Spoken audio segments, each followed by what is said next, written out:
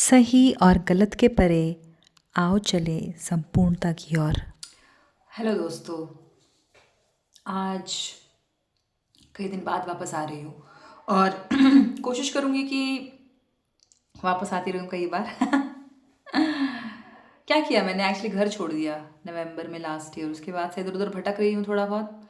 तो अपने लिए अपना ठिकाना खुद बनाने का कोशिश कर रही हूँ। लड़ाई ठीक हो गई है घर वालों के साथ, अभी ऐसा नहीं है। लेकिन सोचा तो मैंने यही है कि चिड़िया को घोंसले से कूद जाना चाहिए टाइप्स।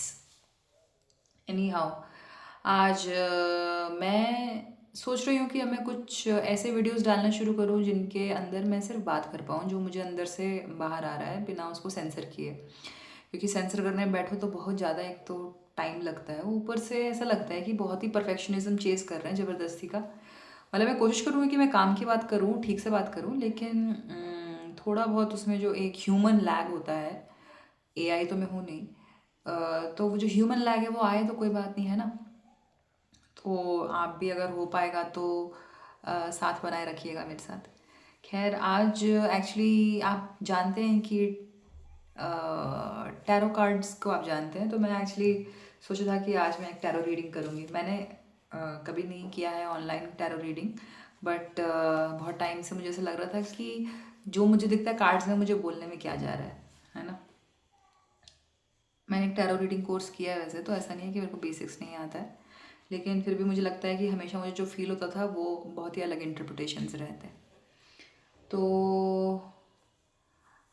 मैंने सोचा था, मैंने क्वेश्चन पूछा था, मेरा अप्रोच क्या है बेसिकली टैरो को, कि मैं इसको देखती हूँ कि ये वो कार्ड्स हैं जो कहीं ना कहीं अगर हम इनसे कनेक्ट करें तो इसमें एक स्पिरिचुअल, साइको स्पिरिचुअल एस्पेक्ट होता है। तो आप अगर अपने आप को बोले कि मैं इसमें कुछ मीनिंग ढूंढना चाहता हूँ और मैं ट्रस्ट करता हूँ कि वो मीनिंग आएगा, तो फिर आप उससे एक स्टोरी बना सकते हो जो आपके लिए वैलिड होती है, या आप चाहते हैं कि ये स्टोरी वैलिड हो because you have something to work with.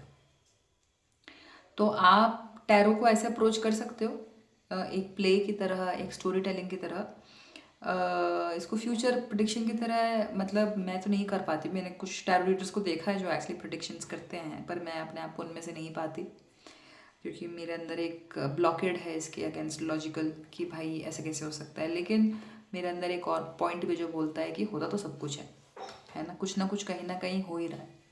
तो जो कर पा रहा है वो कुछ ना कुछ तो पकड़ पा रहा है।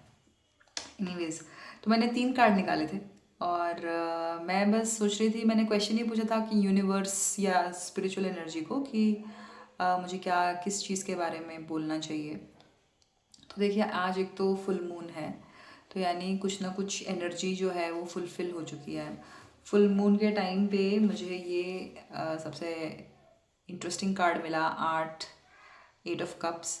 तो इस कार्ड को तो मैं ऐसे समझती हूँ कि आप देखेंगे वहाँ पे क्लिप्स भी, और क्लिप्स आने वाले हैं अभी, आई थिंक इस मंथ में या अगले मंथ में। तो ये जो कार्ड्स है, ये जो कार्ड है, ये एक तरह से सिग्नल कर रहा है, ये मेरा मेडिटेशन का कार्ड है, simple. Because it feels like this is a card which tells कि भाई तुम जाओ, स्टिलनेस में बैठो, और वहाँ तुमको कुछ मिलने वाला है। और क्या मिलने वाला है? 2 कार्ड्स आए। एक एस ऑफ कप्स निकला, और ये तो मेरा फेवरेट कार्ड है पूरे टैरो में। तो एस ऑफ कप्स का कार्ड है, और ये मैं इसको ऐसे रीड करती हूँ कि आपको एक फ्लो एक्सेस होगा जो आपको मतलब कुछ बहुत ही अच्छा महसूस करवाएगा, ठीक है। और वो महसूस जो होगा उससे हमको क्या मिलने वाला है, हमको एक बहुत ही बढ़िया क्रिएटिव बिगनिंग मिलने वाली है, एस ऑफ वॉन्ड्स।